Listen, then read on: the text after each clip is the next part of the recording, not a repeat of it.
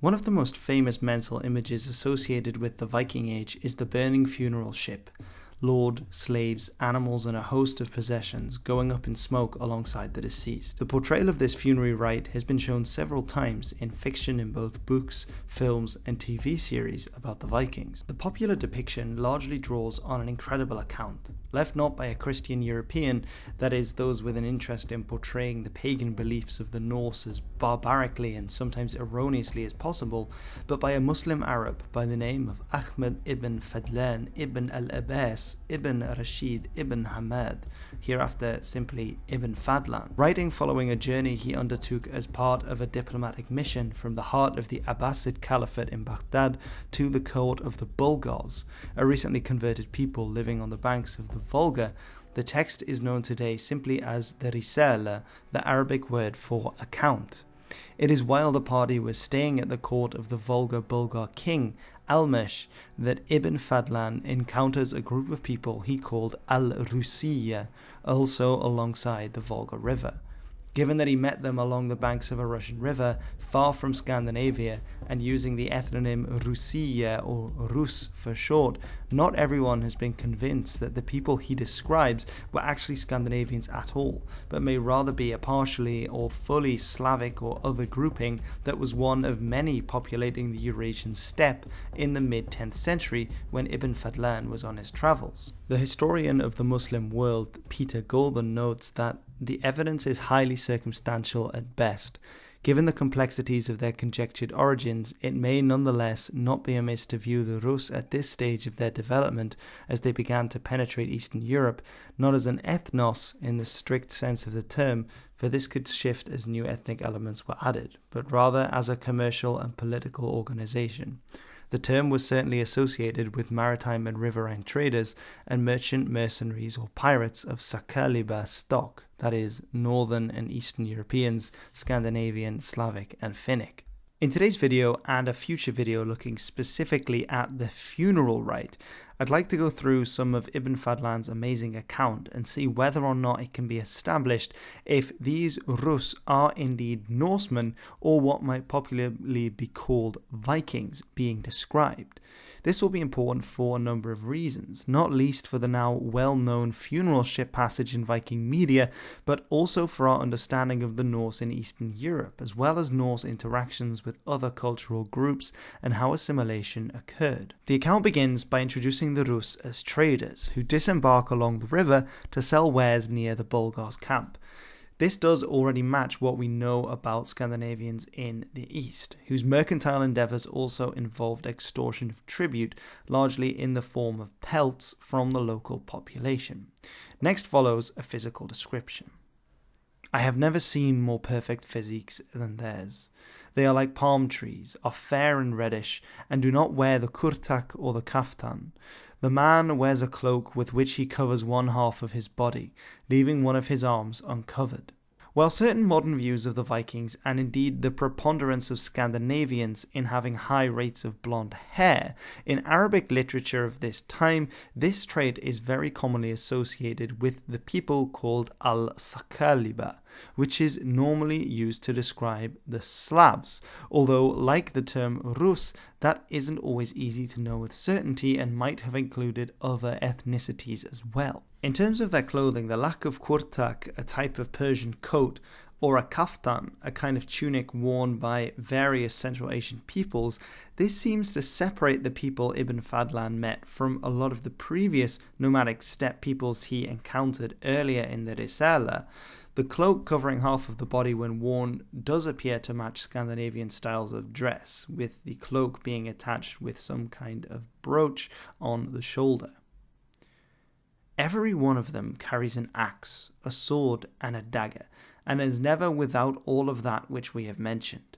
Their swords are of the Frankish variety, with broad, ridged blades. While the fact these merchants are armed is in itself not unexpected, given the dangerous nature of the Eurasian steppe of the mid-10th century, the reference to axes, a weapon favoured by the Scandinavians, as well as the dagger, which may be the skramasax, does not make it less likely. The fact they are never without them may also be echoed in the much later Icelandic text Hávamál, Faupnum sinum scalamaður fetli á, fetti ganga framar. Því at óvíst at vita, nær verður. You never know when you may need, all of a sudden, your spear. As before though, making sure to have one's arms ready at all times seems like a wise policy when on expedition. The mention of Frankish swords does tally with the archaeological record from Viking Age Scandinavia, with many of the sword blades having originated in the Frankish Empire, where higher quality metal could be forged. Capitularia, law codes, were issued both by Charlemagne and his grandson Charles the Bold, which specifically banned the sale of sword blades to the Norse. What exactly is meant by swords of Frankish variety in Ibn Fadlan's text isn't exactly clear, and has been interpreted as rather being a reference to the Damascene pattern in the steel, as opposed to meaning specifically swords from the Frankish Empire.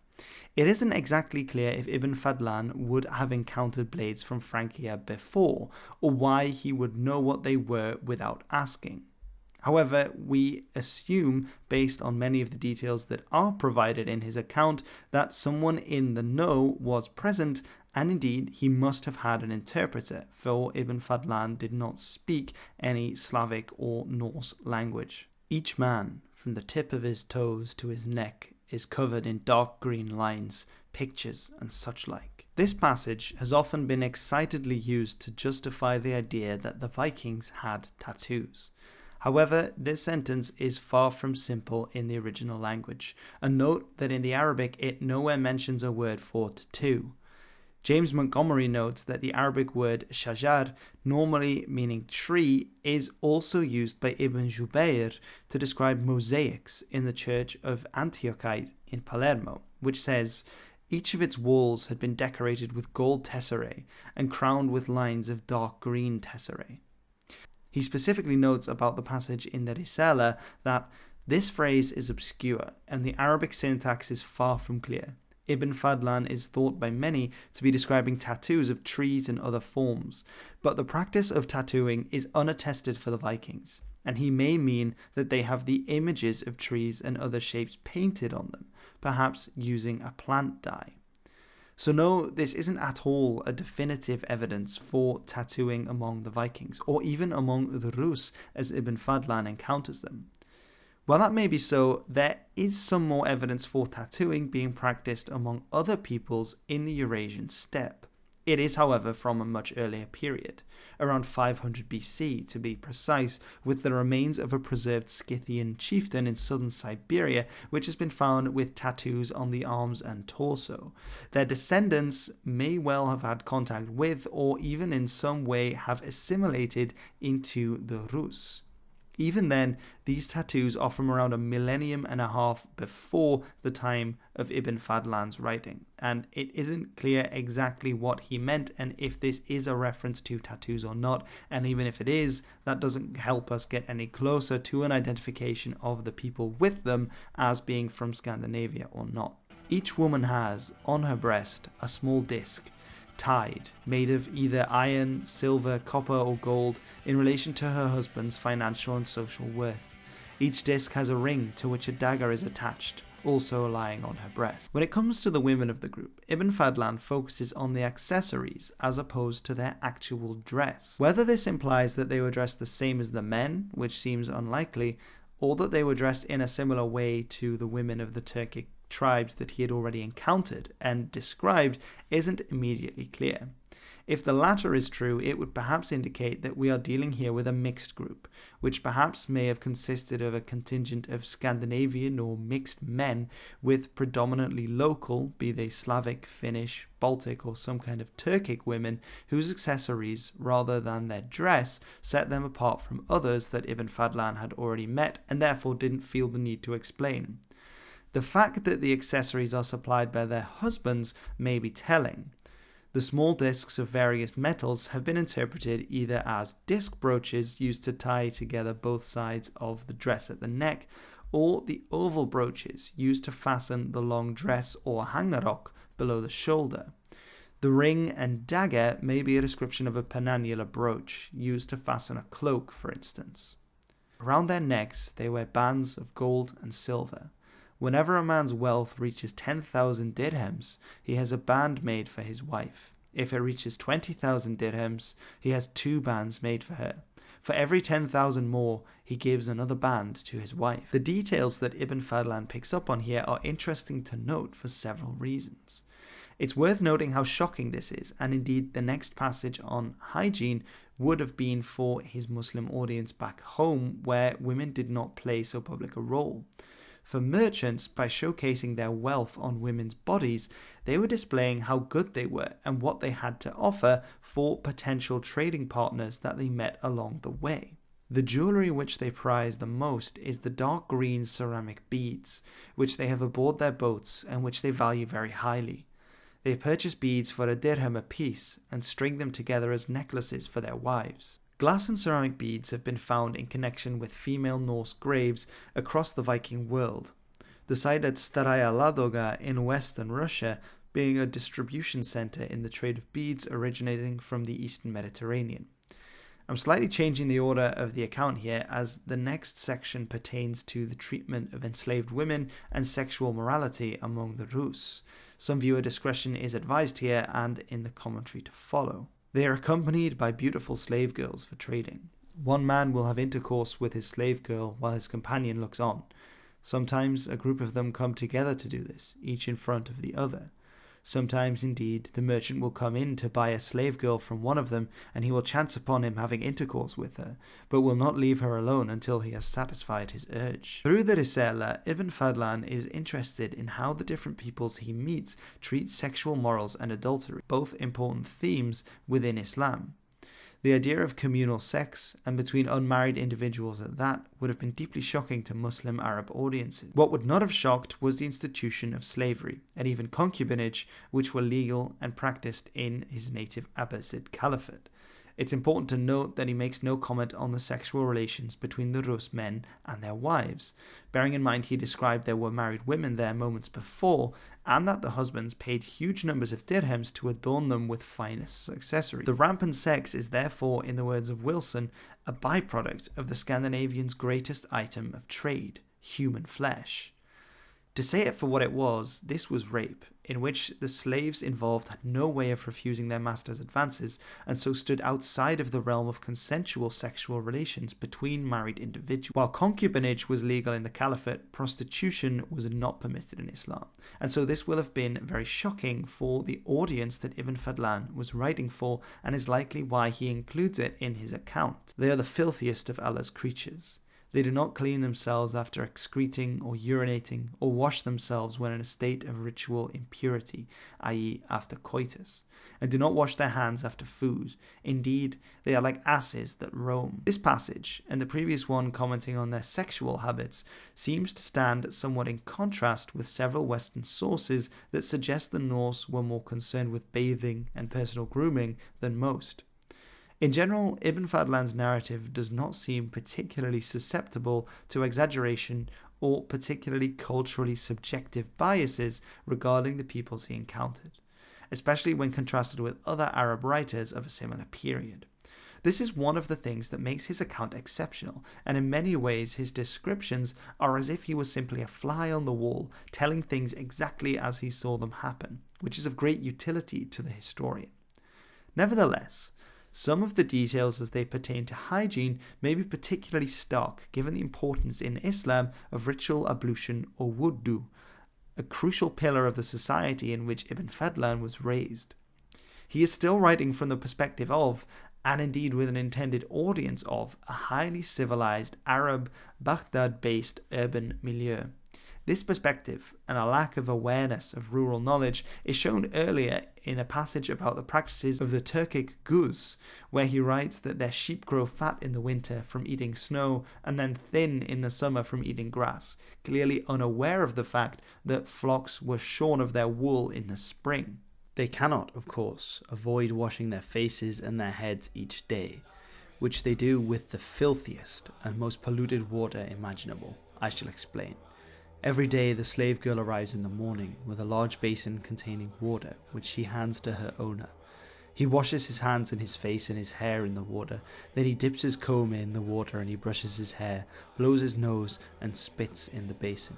There is no filthy impurity which he will not do in this water. When he no longer requires it, the slave girl takes the basin to the man beside him, and he goes through the same routine as his friend. She continues to carry it from one man to the next until she has gone round everyone in the house, with each of them blowing his nose and spitting, washing his face and hair in the basin.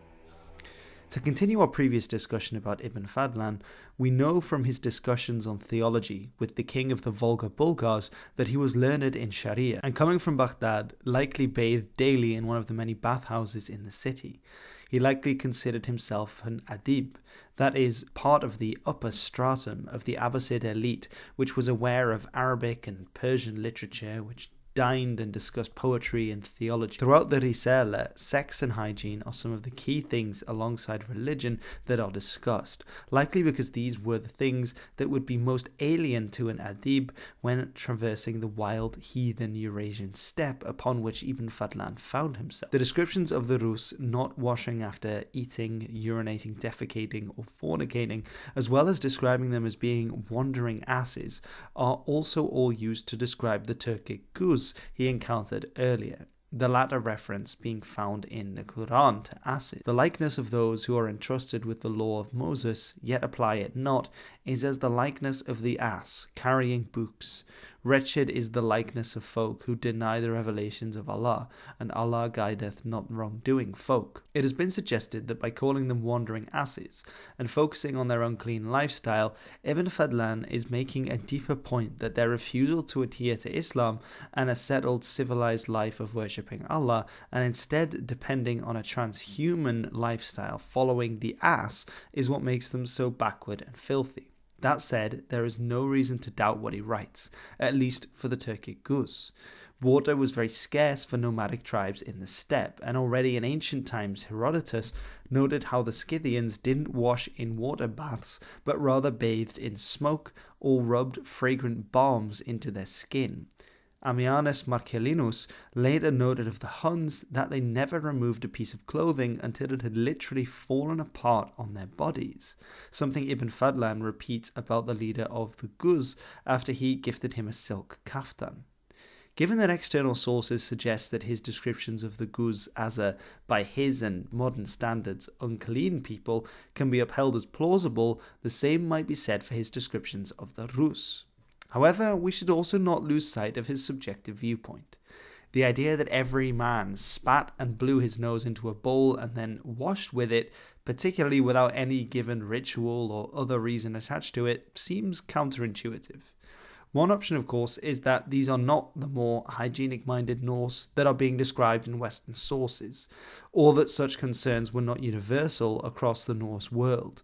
On the other hand, another explanation may simply be that the crux of the information, the sharing of washing basin between lord and retainers, is true, but that the added details were just that, added to indulge an Arabic audience to whom the idea of sharing water for ritual ablution would have been as revolting as doing so in water into which several men had spat and emptied their nostrils beforehand. The moment their boats reach this dock, every one of them disembarks, carrying bread, meat, onions, milk, and alcohol, nabith, and goes to a tall piece of wood set up.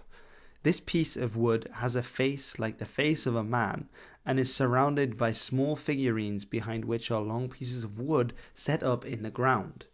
When he reaches the large figure, he prostrates himself before it and says, "Lord, I have come from a distant land, bringing so many slave girls such and such per head, and so many sables such and such per pelt." He continues until he has mentioned all of the merchandise he has brought with him, then says, "And I have brought this offering," leaving what he has brought with him in front of the piece of wood, saying, "I wish you to provide me with a merchant who has many dirhams and dinars, and who will buy from me whatever I want, without haggling over the price I fix." Despite having a large corpus of mythological and poetic material recorded in the various Eddas, descriptions of actual Norse pagan practice are severely limited, and none written by the pagans themselves have survived, if they ever existed in the first place. What is known from later sources is the idea of a transactional relationship between people and deities, in which sacrifices given, as between a lord and his follower in the human sphere, would elicit reward in a cycle of gift-giving. There are some 29 words for friendship recorded in the Old Norse corpus, some of them specifying God's friend, a theme which is also found in Urbykja saga in the character of Thorolf, who is said to have a particularly close relationship with the god Thor. Then he departs. If he has difficulty in selling and he has to return too many days, he returns with a second and third offering. If his wishes prove to be impossible, he brings an offering to every single one of those figurines and seek its intercession, saying, "These are the wives, daughters, and sons of our Lord." He goes up to each figurine in turn and questions it, begging its intercession and groveling before it. Sometimes business is good, and he makes a quick sell, at which point he will say, "My lord has satisfied my request, so I am required to recompense him."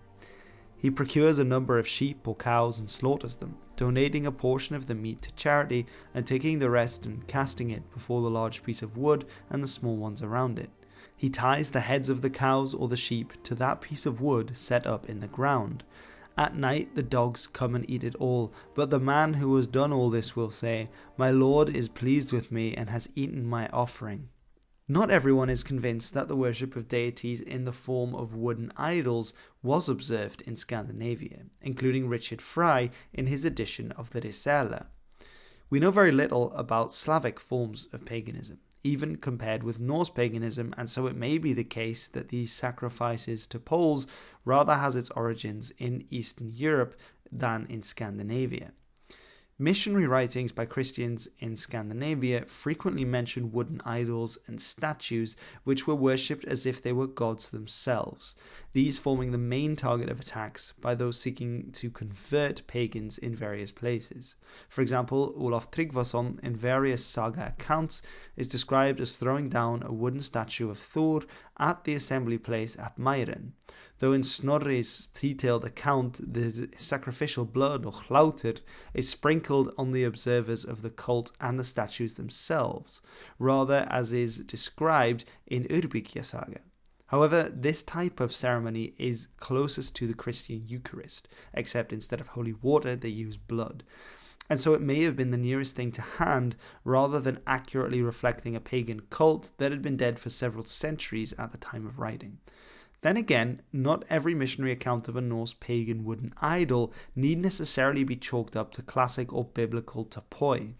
When Iceland is officially converted, the law code of the Eidsfingðaslóg, within the section called Kristin réttur hinn forni, states that no man shall have in his house a staffur or statlar, a fey or a blót, or anything which is dedicated to heathen custom.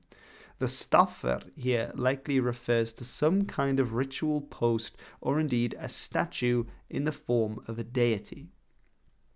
Archaeological evidence from several probable cultic sites in Scandinavia, analysed by June Dahl, suggests they were either inside the hall or that they were separated from the surrounding space with some kind of fence, palisade, trench, or, as in the case of the Thing site in Iceland, a rope called a feybond, which may be mentioned earlier, meaning sacred binding.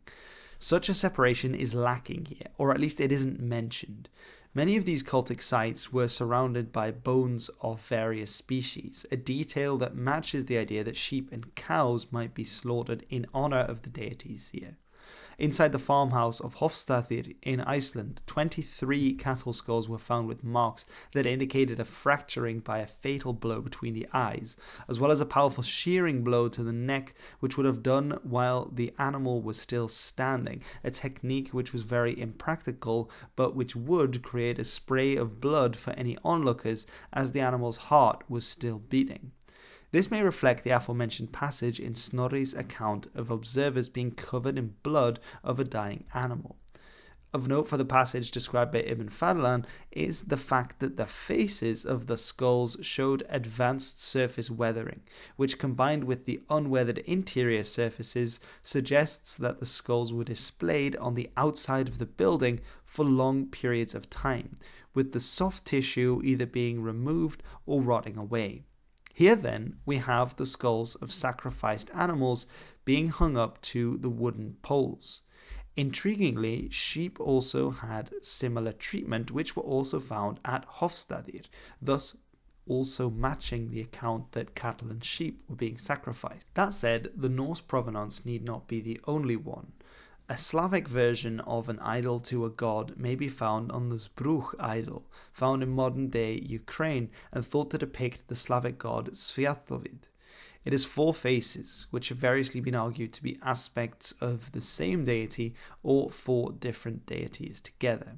If so, could these be prayed to and elicited for favours by approaching them from different sides, a kind of compact version of what Ibn Fadlan describes? A recreation of this actually featured in the Northman. Now be gone!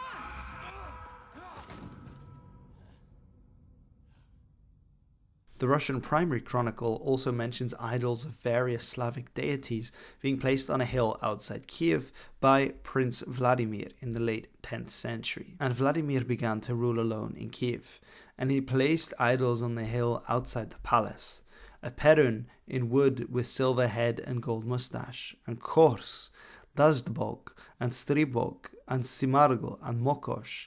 And they offered sacrifices and called them gods, and they took their sons and daughters to them and sacrificed them to devils, and they profaned the earth with their sacrifices, and the Rus and that hill were profaned by blood. As in the Norse tradition, so in the Slavic, there was a conception of higher gods of divine origin and lower spirits and other supernatural deities below them who lived in natural places and also had to be appeased with offerings.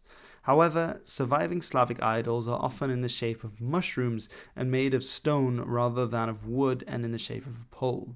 This may be due to survival bias, however, with wood rotting away more easily and also being disposed of, as well as more anthropomorphic idols being more easily identifiable as targets for Christian missions during the Christianization of the Slavs and the destruction of many pagan artifacts. If they catch a thief or a bandit, they bring him to a large tree and tie a strong rope around his neck. They tie it to the tree and leave him hanging there until the rope breaks, rotted away by exposure to the rain and the wind. Turvil Petter has suggested that strangulation may have been the fate of sacrifices to the god Odin, mirroring his self-sacrifice on the tree Yggdrasil, and that those sacrificed in his name were strung up afterwards. One of the Gotland stones shows a hanged victim, alongside a bird and a falknut beside a group of warriors. Hanging offerings also feature in Adam of Bremen's, albeit highly suspect, account of the temple at Uppsala. Later on, the theme of throttling to kill sacrificial victims will also be seen in the treatment of the slave girl during the funeral of the Rus chieftain. The use of trees may be practical, given that this is a temporary site and they likely hadn't had time or the needs to erect any gallows, though it could also be related to the theme of Odin's self-sacrifice, which was also on the world tree. The use of trees to kill criminals has been mentioned earlier in the Risala. It mentions, for example, that it was practiced by the Pechenegs and the Rus, though here the Rus are distinguished in their killing because they use hanging as opposed to ripping criminals apart by using the trees themselves. At this point, the account turns to a detailed description of a Rus chieftain's funeral, something that I'm going to dedicate a separate video to in the future to see whether it gives us more context as to the origin of the Rus in Ibn Fadlan's Risala, and also whether it is a good source for an average Viking funeral, albeit a higher social status. Many of the descriptions here may be related to the Norse in terms of their physical makeup, beliefs, and cultural practices.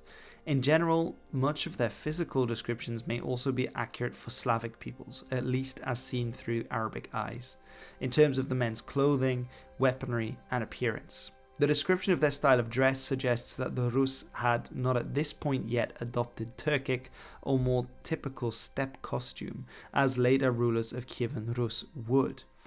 Based on these descriptions alone, it would appear that the group in question is at least partly Scandinavian in origin, the accessories worn by the women suggesting they were more peripherally involved in a Norse milieu. If there is a reference to tattooing, it cannot easily be linked to an established Norse practice, and perhaps may have been something picked up on the Eurasian steppe, though any conclusions drawn here are shaky at best.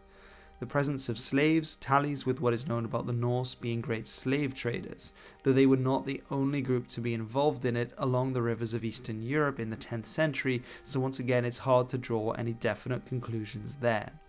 The supposed uncleanliness of the Rus has been much discussed and is likely best seen through Ibn Fadlan's Baghdad Muslim perspective, tallying well with earlier descriptions of other non-Muslim peoples and the taboo of washing among various nomadic peoples. It's possible that the Rus have started to adopt the cultural practices of the people they were interacting with, and therefore, unlike the Norse elsewhere, were not as preoccupied with personal grooming and washing as is attested in other sources.